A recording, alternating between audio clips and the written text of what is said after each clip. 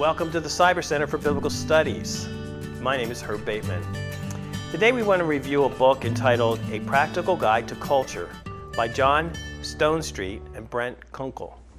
Today we have with us Dr. Skip Forbes, former professor of theology at Grace College and Seminary, here to review the book with us. Skip, welcome. Thank you. Well, tell us a little something about this Practical Guide to Culture. What is the thesis of this book? This book is a worrying book. A worrying book. Yes. Now you got me worrying. It is basically, it's a book that addresses the current culture, the current generation, and attempts to guide them or instruct them into how to prepare the next generation to deal with culture. Okay. How does he go about working his way through this preparation of the next culture? Well, there are four parts to the book. Okay. Basically. It's about 16 chapters, but the four parts are basically an introduction to culture. It's entitled Why Culture Matters. Okay. The second part has to do with a read of the cultural waters. How do we look at culture now? Why do we see so much of it out of sync? Why do we feel that we're out of sync?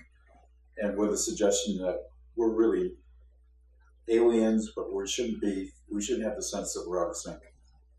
The third part is pounding cultural waters. This is where he gets into a sort of a practical guide with a series of issues like pornography, addiction, gender identity issues. And then the fourth part is Christian Worldview Essentials. This is a worldview-oriented book. It's written by Stonestreet and Kunkle, who are worldview observers. Stonestreet has done a lot of work with youth, still does a lot of work with youth. Kunkle is connected to the Stand to Reason group, apologetics group connected to Biola University. Okay, all right. What were some of the issues that he dealt with? Just by listening to the titles of these sections, you kind of get a taste, a feel for some of those issues, but can you kind of expand a little bit on that for us? Yeah, the first one is really why culture matters. There are 3 chapters that are just an introduction to worldview kind of things. He begins with things like a citation from T.S. Eliot that goes something like this. The problem of leading a Christian life in a non-Christian society is now very present to us. As for the Christian who is not conscious of his dilemma, and he is the majority, he is becoming more and more de-Christianized by all sorts of unconscious pressure. Paganism holds the most valuable advertising space. Yeah. And so the idea that we live in culture, Christians live in culture, we can't avoid it, but we absorb it. It's part of the ambiance in which we live. It's the atmosphere. Yeah. So we live and breathe culture, and we don't think that much about culture. And we just absorb it. It becomes part of us. It becomes part of the definition of who we are. And then we go on and we pass it on to the next generation, having never thought about the culture in which we lived. So he worries about always the next generation. He observes several times through the book that culture is not static. It's not monolithic. It changes all the time. And it changes with your generation. It changes with my generation. It will change with the next generation. But we're not conscious of it because we just live through these changes. Okay. Well, what's the next issue that he kind of... the next issue is a read of the cultural waters. And by that, he has to do with how do we read culture? I grew up in a home where my folks were history buffs. My dad was a history buff of the Civil War. So I learned how to appreciate history. Later on in my 20s, we're now in the 60s, I start to pay attention to culture, and I've arrived at the conclusion as I sit here today that the 60s changed everything for us and sent our culture on a sort of radical turn from which we have not recovered and likely will not recover. So I pay attention to history. The second part of that is that I hang around kids. I'm now retired from teaching, recently retired from coaching, so my life has been young people. And my life has been teaching critical thinking and how to analyze things. And so I have always enjoyed irritating kids with the issue of, why did you do that? Do you smell the atmosphere in which you're living? The most recent issue, which our authors address a lot, is the use of our devices and our screens and the addiction that goes with that. Where we begin to think that we're the center of the universe, everything revolves around us. But they and I see problems with that he gets into here in this book. What's the third section, the third issue that they seem the to... third section has to do with pounding the cultural waves. That is where he gets into these issues. For example, his first one is pornography. This is where I get a bit disappointed in the book. These are really good men. I agree with a lot they're saying. But when it gets to the practicalities of the issues of life, they consider them only from a pre-decided perspective. What do you mean, pre-decided? Well, they assume that everybody knows what pornography is. Okay. For example, I'm sort of with Justice Frankfurter on this one.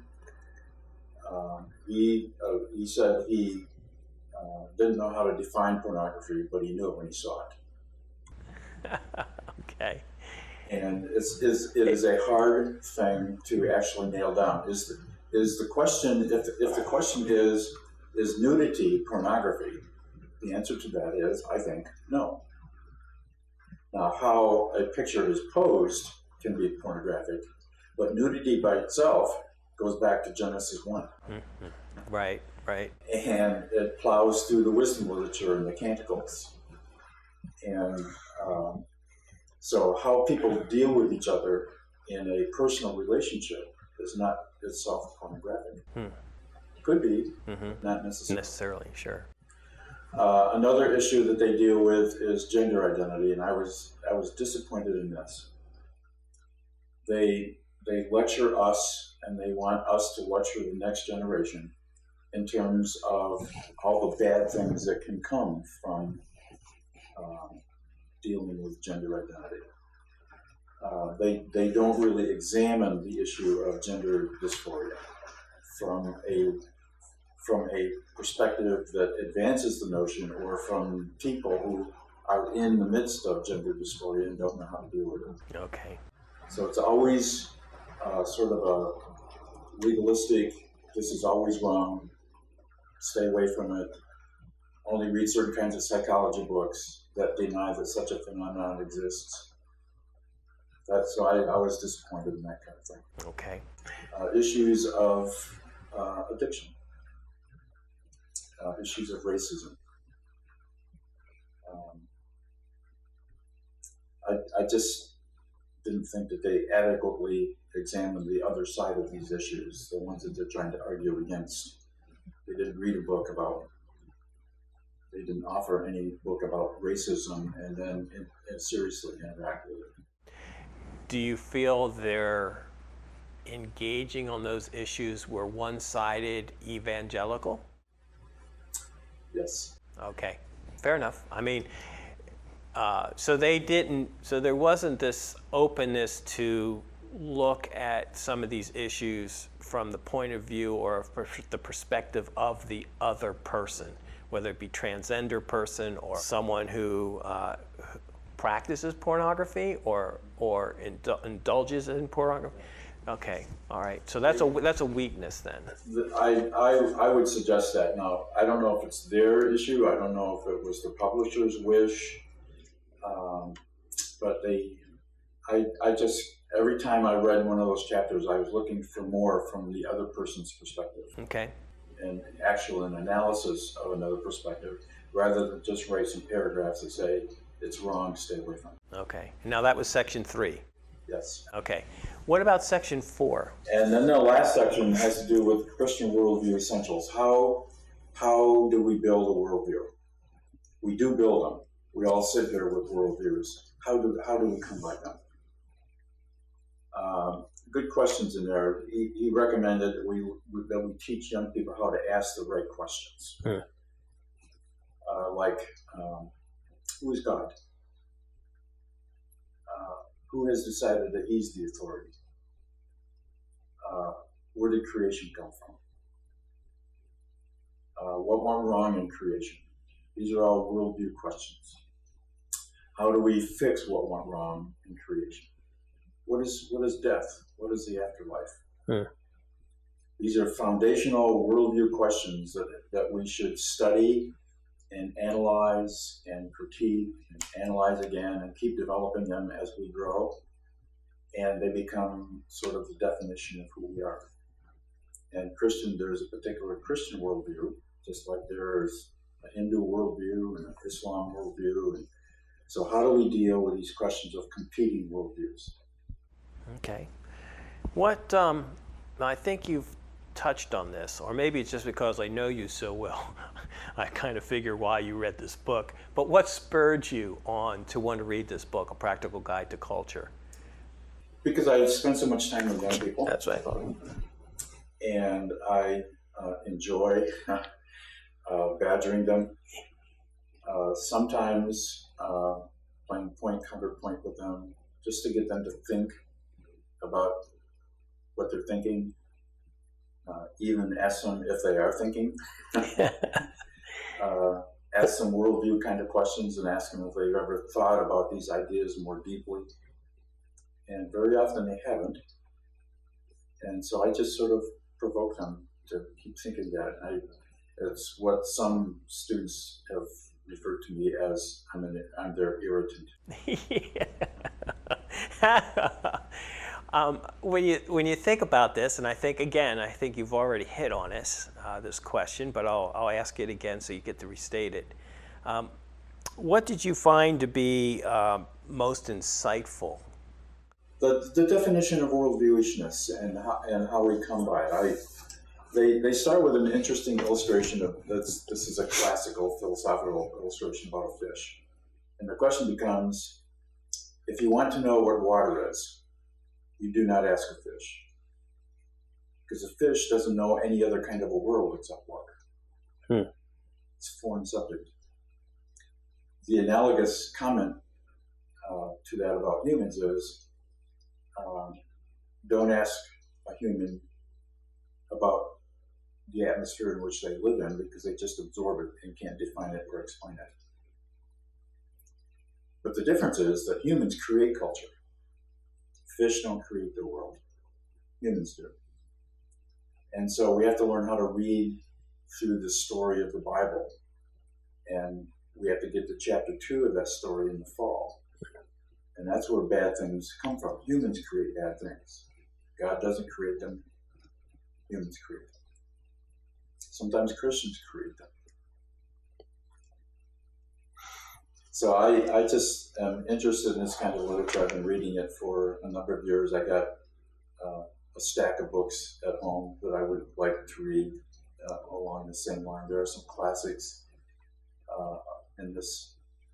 Richard Niebuhr, for example, wrote the classical Christ and Culture years ago, published in the 50s, I think. Is Christ against culture? Is Christ for culture? Is Christ transformative of culture? There's a lot of books out there. Peter Berger is a good writer in cultural issues. He's a sociologist and has written a lot about sociology of religion and how we come by our religious ideas. So there's lots of good stuff out there. Okay. Let me, now you've already touched on this. I was going to ask if we could ask John and Brett to be here, and you had a chance to ask them a question, what might you ask them to perhaps further develop? Now, I think you've already hit on it, but I'll put it out there again and see what what one thing, you've listed a number of things, but if there was just one thing, what do you think would be a burning question you would want to ask them to develop? I'm sure they have. So I may be misjudging him here, but I'm sure they have analyzed other literature. I just want to know why they didn't put it in the book. Okay. Why they didn't interview or question or read from the gender, from the perspective of a person who's suffering from gender issues, gender identity. Why they wouldn't reflect in their book that there is a point of view there that Christians should think about. Christians just shouldn't reject. We should introduce them to questions and think about it. So I don't know if maybe the publisher and the book is 240 pages, so they would add another 200 pages to the book to do that. But somewhere along the line, I think that's missing. Mm-hmm. Conservative parents will really like this book because it will give them insights into how to train kids. One of the things is that we need to train the next generation how not to purchase the cultural lies. And they list some of those lies. We need to teach them how to read the Bible holistically, read it in terms of the story of the creation, fall, redemption, restoration. In worldviewishness, we need to not read the Bible with pre-decided verse hunting to create a point of view for ourselves. So I want examination. I want thorough, deep examination. That's what I look for in all the books that I read. So a section with further reading in these areas. Have you, and I'll use this as my final question, because you've already mentioned other books that are already out there. Are there one or two books that you have read that deal with gender issues from the other angle, or racial issues from the other side of the fence that might be a nice complement to this book? I read mostly journal articles and things like that. They're not published books yet, assuming that they might be someday. I've been doing a lot of reading on gender dysphoria. I helped my church develop a policy on how to deal with lesbian and gay people, LGBT people, if they should show up in a church. I personally acknowledge that gender dysphoria is an issue. I'm not one who will conclude this is just a choice that people make. I think that in the fall, back in Genesis, something went terribly wrong with all the components of our bodies: physical, mental, spiritual, psychological. And I've read enough in biology to understand that when a little one is conceived, a lot of things can go wrong. And then we have to live with those things. And I think we're now living with a generation of people who genuinely are gender confused. Mm. And Christians are not dealing with it, in my view, in an open and honest way. We're just saying they're just bad people. Right. Well, Skip, thank you so very much for sharing this book.